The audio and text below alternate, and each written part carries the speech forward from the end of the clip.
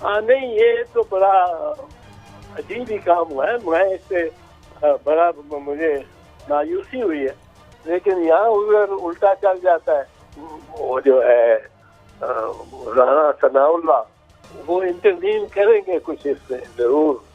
ये तो बड़ा डिसअपॉइंटिंग हुआ है मामला अगर इस तरह हुआ है, क्योंकि मैं तो सोच रहा था कि मैंने पहले आज दोपहर को कहा ये आपके चैनल पे ही कि बड़ा अच्छा काम और बड़ा बेहतर ऑर्डर किया है जज साहब ने, तारिक साहब ने, और बड़े ये तो हमारे यहाँ तो इतनी ट्रेडिशन नहीं रही, लेकिन हफ्ते बेजा तो हेबत कॉर्पस की देश का तो मकसद ही ये है कि आप कहते हैं कि लाओ उसको मेरे सामने पेश करो। ये काम जजेस ने कर दिया है और तलब किया है, और आईजी को भी तलब कर लिया है, और बड़े ये डिटर्मिन अंदाज से कार्रवाई को ले रहे हैं। नहीं, ये तो बड़ा अजीब ही काम हुआ है। मैं इससे बड़ा मुझे मायूसी हुई है। इसमें जो असल बात ये है कि पहले तो बड़े जाओ जलाल के साथ अदालत ने ये ऑर्डर पास किया कि दोनों आईजी भी पेश हो जाए, और उसको लेके आए साथ फवाद चौधरी को भी। वो तो बड़ा दबंग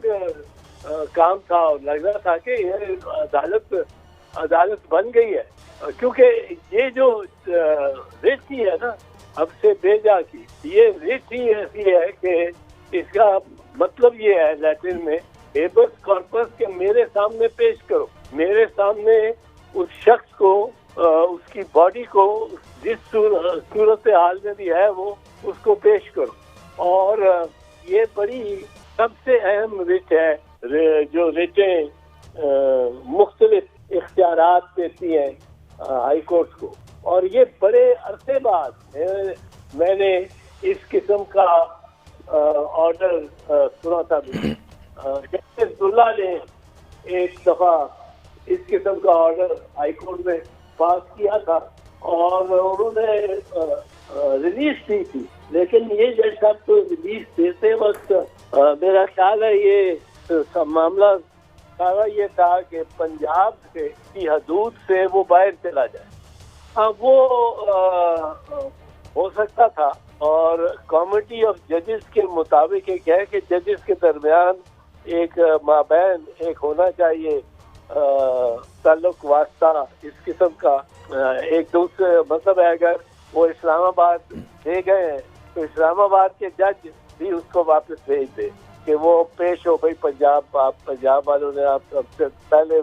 मांगा है। लेकिन यहाँ उधर उल्टा चल जाता है कि जी अब हमारी जुरिस्डिक्शन से बाहर चला गया तो अब उसका कुछ नहीं किया जा सकता। ये इसमें बड़ा यकीनन ये इसको इम्तियाजी सलूक भी है, ये बड़ा इम्तियाजी सलूक है।